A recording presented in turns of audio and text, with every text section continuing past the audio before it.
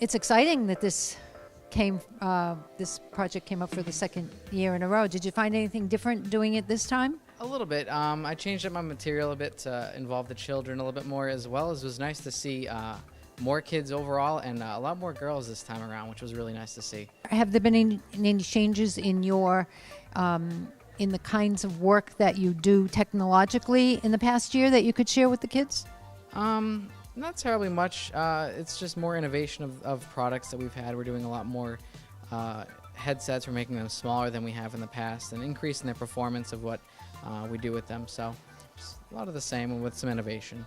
Welcome, everybody. My name is Brad Deshane, not spelt how it looks at all, but it's very simple to pronounce. This is What Are You Listening To? We're going to talk about today audio frequencies, digital to analog conversions, and then we got some stuff to try out. Got some audio I want to play for you guys, a little guessing game, and then I'll bring around one of my products to demonstrate some of the other technology we're working on. And then finally, if everyone's good and if you want to, we can try on some spacesuits. So, this is audio. Why am I bringing spacesuits? Well, I work for a company called David Clark. We are in Worcester, Mass, 20-30 minutes out from here. It started in 1935, making brassieres, bras. We made bras when we first started off in 1935. From there, the material that was used for all the bras, we made into G-suits for the World War II pilots to help them from passing out during all their extreme maneuvers in jets. From there, we started working on helmets for them. This is an Air Force suit here. This is a NASA spacesuit here. We work with NASA for all their spacesuits. And then we get a lot of government contracts for the military for all their suits. We did the helmets as well, since we were mating them to our suits. And then finally, we got into the earphones and microphones that are in the helmets themselves, which led us to the path of what we do presently today, along with the spacesuits, is headsets. This is one of our newer headsets, came out last year, I believe, called the DC-1X. What this does and who it's for is a pilot in the cockpit of an aircraft. There's a lot of jet noise going on all the time, white noise, very harmful to your hearing if you're not tuning it out. So what this headset does is you put it on, and these ear seals help with what's called passive attenuation. Just by putting it on, you're already silencing as if you were to put your hands over your ears. However, there's electronics in here that are controlled by this inline pod here that then take the outside noise and just get rid of it completely for you, or at least diminish it enough for a safe hearing. What's cool about this headset is that there's also Bluetooth in here so that the pilots can listen to the music and take calls while they're waiting for everyone to get on board. They obviously don't allow you to listen to music while you're flying because it's kind of dangerous. So we'll try that out in a minute. So let's talk a little bit about engineering and a little bit about myself. I am by degree a computer engineer. However, I work with this company, David Clark, doing electrical design. So there's no computer in electrical design in terms of the name. However, the good thing about engineering and science and math is that it's all interrelated. So I went to school for computer engineering. I learned a lot about computers and code and stuff like that. But I learned enough in just the basic courses in engineering that you can do a lot of different things. You can work with electrical, you can work in civil engineering, mechanical engineering. There's a lot of core classes that allow you to expand to different fields of your interests. I became a computer engineer because I just found myself taking apart all my video game consoles when I was very young. And at 12 years old, I decided I'm going to buy some computer parts, and I put together a computer. And I was like, well, this is pretty fun. I'm going to see what this is about. So I went to school for computer engineering and started at David Clark shortly thereafter, and have been there for about 7 or 8 years now. It's been a fun job. So that's all that. Let's get into some fun stuff. Oh, I was supposed to save that. Now I have to write it again. Oh well. Kill some time. So, do you guys know about frequency or sine waves in science classes? Yes, great. So, let's talk about the human being. Not really a human being here, but that's okay. You'll see in a second.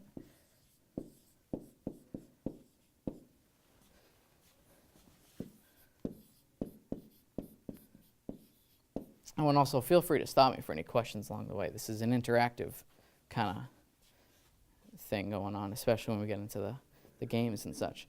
So our ears, we can listen to 20 hertz, a very low frequency, all the way up to 20 kilohertz, a very high frequency.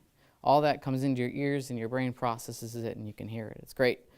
When you get older, this starts to go down a little bit, maybe 14K. And if you go to concerts, maybe you lose, 7 kilohertz down here.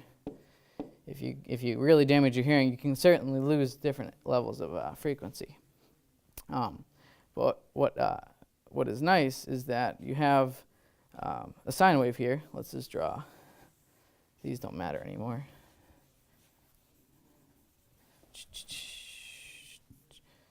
You need bigger erasers for these things. So this is obviously your standard sine wave here. It's round, very nice and round, and it's a sound. It's a tone. This is typically, a tone. Depending on what your time is down here, it can be any frequency you want. So this is a very analog type signal. However, computers live in a world of binary, 1, 0, 1, 0, 1, 0. So how do we get from something like this to something like this?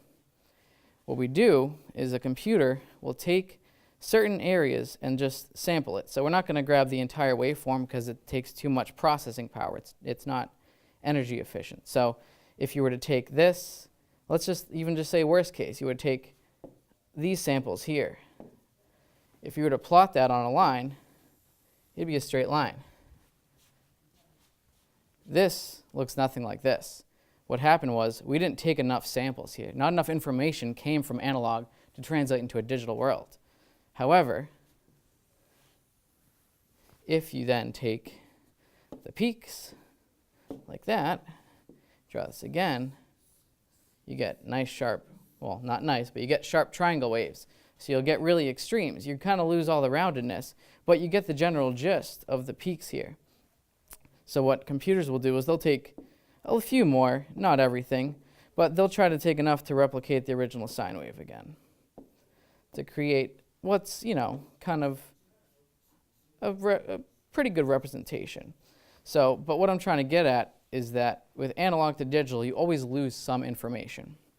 So things like these are vinyl records. They're kind of making a comeback to you guys. Maybe you guys even have some. Your parents sure do. This is a completely analog audio format. And that's probably why they're making a comeback, because there's no translation. There's no digital to analog translation. So the sound that was recorded is the sound you hear when you plug in headphones or play it through a speaker. It's the best audio quality you can get from back then. Cassette tapes as well, another analog format. There's a magnetic tape here, and the sound is recorded, put onto this magnetic tape, and then the cassette player will play it back. Then we get into the world of digital, CDs, and even, obviously, your phones, MP3 players. This is probably all you guys use nowadays anyway. These are both digital formats, so we've come a long way with technology that we can actually do a lot of sampling and get a pretty accurate picture, and it's probably within 90 to 95% of the actual original analog signal that's being recorded by the band in the studio. But there's always going to be something lost in translation. So what I wanted to do was demonstrate some of that translation for you with a little bit of a game. What I'm going to do is play a song, but I'm going to take out certain frequencies and only play certain frequencies. I want to see if anybody can guess these songs. They are songs you will know, I promise, within the past couple years, but I wanted to see if you guys could understand and hear the differences between translations. So this first clip I'm going to play you is a song, and it's between 3,000 and 5,000 hertz. So if you remember, we had 20 to 20,000, so I'm taking 1,000 hertz out of 20,000. And let's just see, or 2,000 hertz out of the full 20,000. Let's see if you guys can figure out what song this is.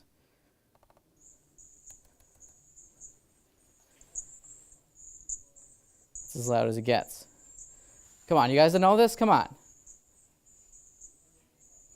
No one? See? Digital fails. Let's take that same song and choose a really low frequency band, 100 to 300 hertz. Let's see if anybody can pick it up now.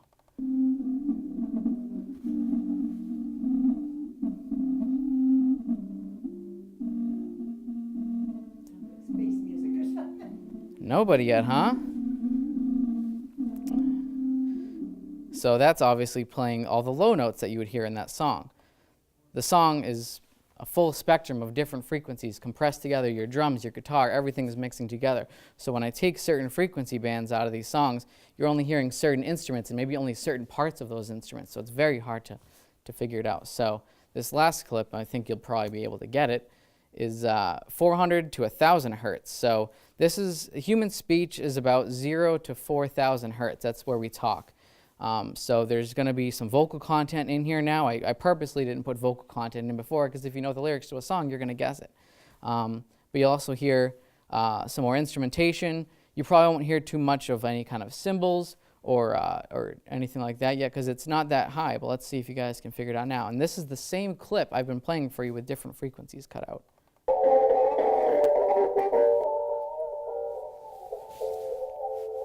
Does anybody know the song? What is it? That's right. So, I got 2 more songs to do this too. But as you can see, depending on what frequencies you're listening to, you can't even tell what's going on most of the time. So this is song 2, 3,000 to 4,000 hertz. So again, a very small chunk in this wide span of audio. It's my favorite song, guys. It's like the song of the decade right now.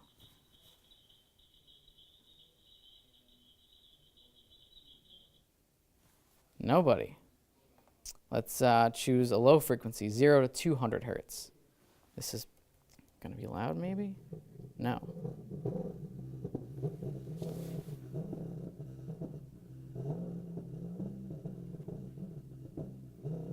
Come on, Charlie. This is your jam. No, huh? Let's take this last clip.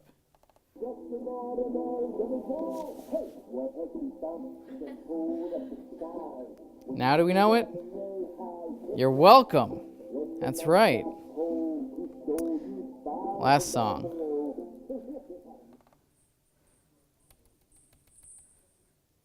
Song's probably about 2 or 3 years old.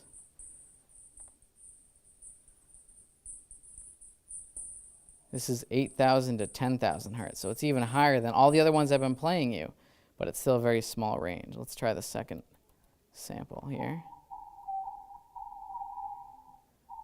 This is 800 to 1,000 hertz.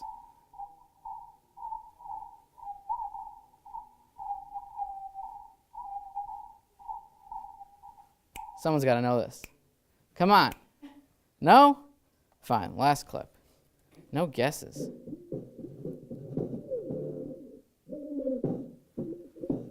Now do we know it? All right, what song? That's right, Uptown Funk. That was 100 to 800 hertz. So Bruno Mars, being a male, his voice tends to be on the lower side. Women obviously speak a little bit higher, so their frequency is on a higher side. What are you doing, board? Where did my pencil go? Oh, it's right here. Okay, so that was examples of what happens with information in terms of frequency. You didn't know what it was until you had the right amount of frequencies, and if you had the whole song, obviously you'll know what that is. So let's talk about, so that was unintentional. Obviously I did that on purpose, but that's information you would not want to be missing out on. You want to hear everything you can hear so you get the full effect and enjoy the music. So another product we have, this headset here, what we do is, like I said, we purposely take out sounds. So this is where we want to take out information. And I'll play that for you in a second. So let's go back to our sine wave here. It's getting bigger and bigger every time I write it. So if this is 0, right, and we have plus up here and minus up here. If we want to get rid of this frequency, we need to place something on top of it, but exactly opposite of what it is. So if this was a plus here, we need the same minus there. So if we do that, come up here and do that, anybody knows that when you add, well, hopefully everybody by now in 5th grade plus knows that when you add a positive number and a negative number of the same value, you come up with 0. So what our headset does is there's microphones right here and right here that take the ambient noise all around you, and in real time they'll sample it, convert it to digital because it's going to be working on a computer now, and then it comes through the speakers here with that sound taken out now. So what I wanted to do was demonstrate to anybody who cared to listen to this.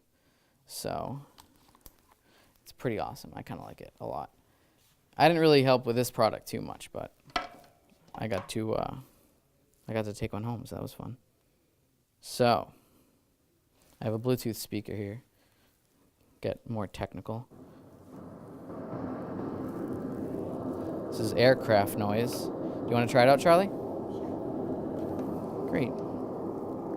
Make sure we're off here. Okay. Let's get the headband small. Here you are.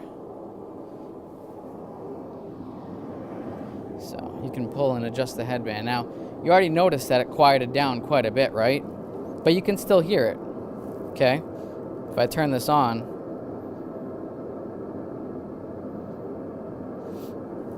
where'd it go? You don't hear it as much, right? Yeah. Not too shabby. You can pass this along. Wow, they don't make it easy to pause videos on YouTube anymore. Got this small button. Do you want to try? Or do you want to mess up your bun? You can put it, you don't have to put it, you can kind of do one of these on the back here. Yeah, take your backpack off, stay a while. Okay. So.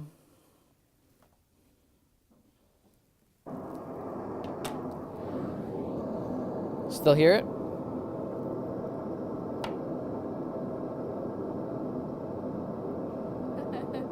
That's cool. Yeah, right? It's only $1,000. I mean, Christmas is a ways away. You could probably ask for one if you really wanted to. And the Bluetooth in this thing's pretty amazing for music. So, you want to try? All right, here you are. I gotta like take 5 things with me. God. All right. That's a small group so we can get everyone to try here. So you can still hear it, right?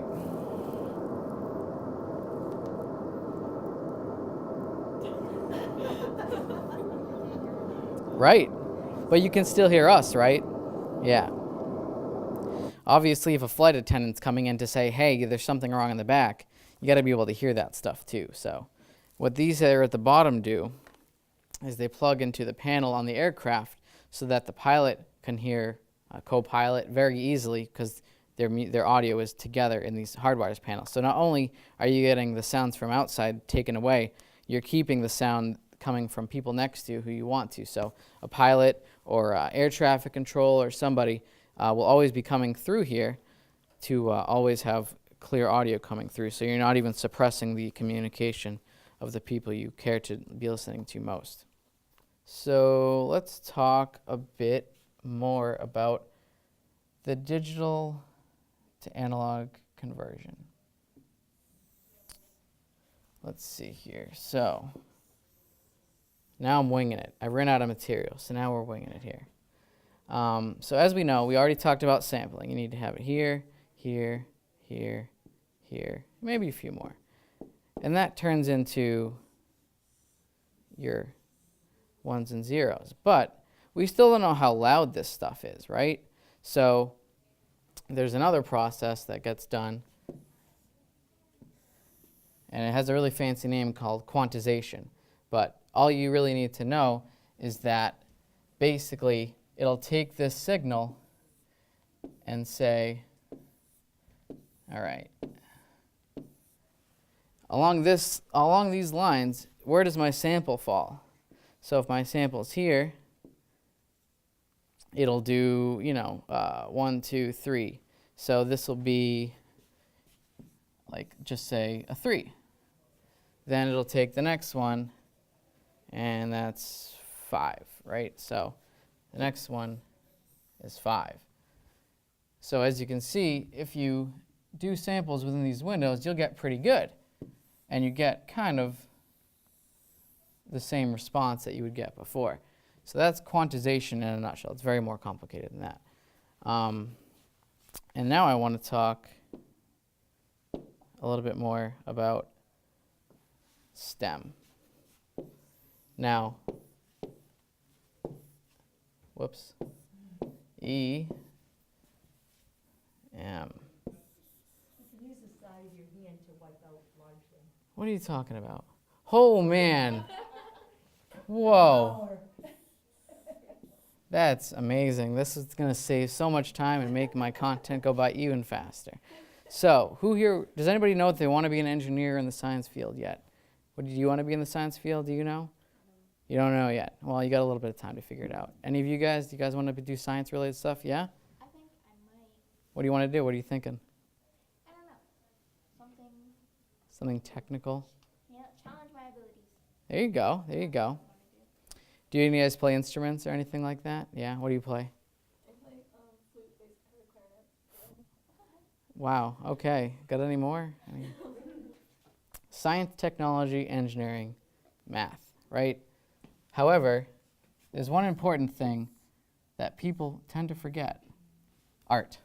Art is very important to engineering.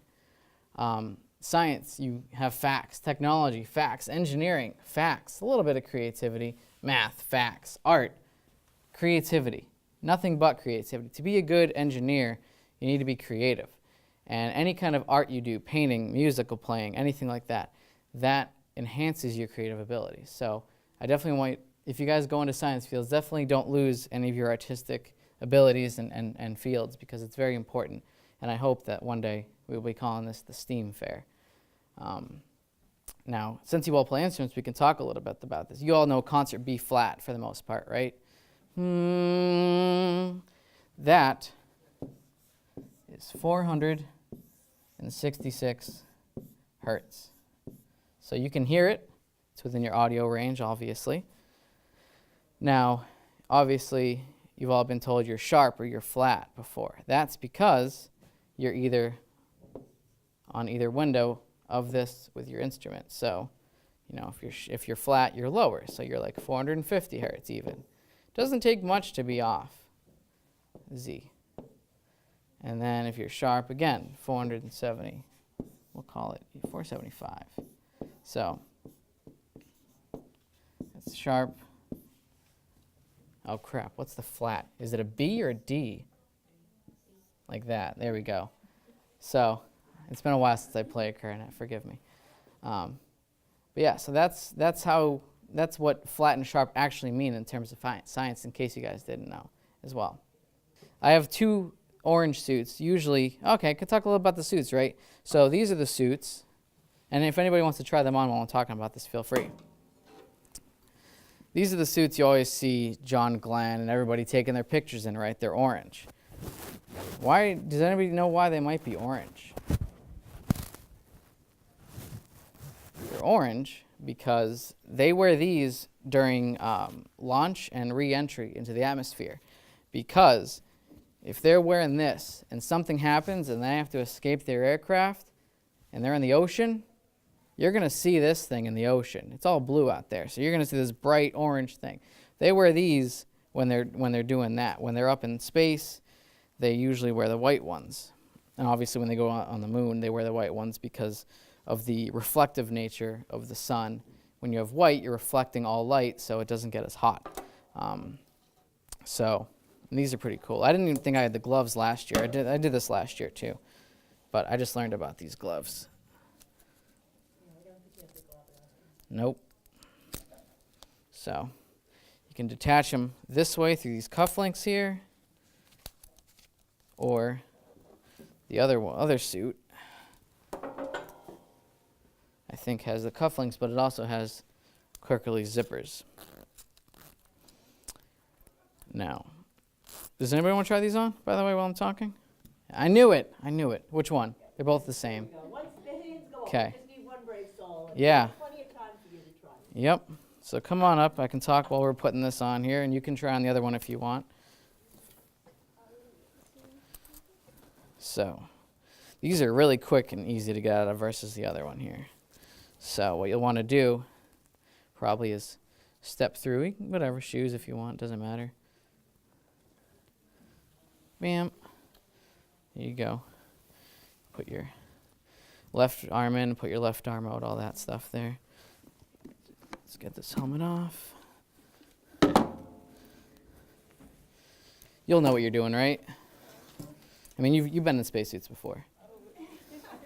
So Should I take off my shoes? maybe, probably. Okay. If they slip on, they do, great. So yeah, you'll just want to kind of step in there. Yep. Oh God. Oh God. It's real. Oh yeah, we're getting the helmets on. Yeah, you want to get your legs all the way through so you can pull the suit up as high as it goes. It's probably a zipper pocket. Oof. There you go. Oh, my Maybe. glasses. Your glasses. And maybe your hair. There you go. This is very awkward. Yeah, well, they didn't say space was going to be comfortable. Do you want to try the helmet too? Want to go full on? So, I'll let you kind of put it on since I don't want to hit your nose. So, just want to get it on like that. Then we'll clip you in. Like so. You are strapped in. It's like a perfect fit. How often do you get stuck in a spacesuit?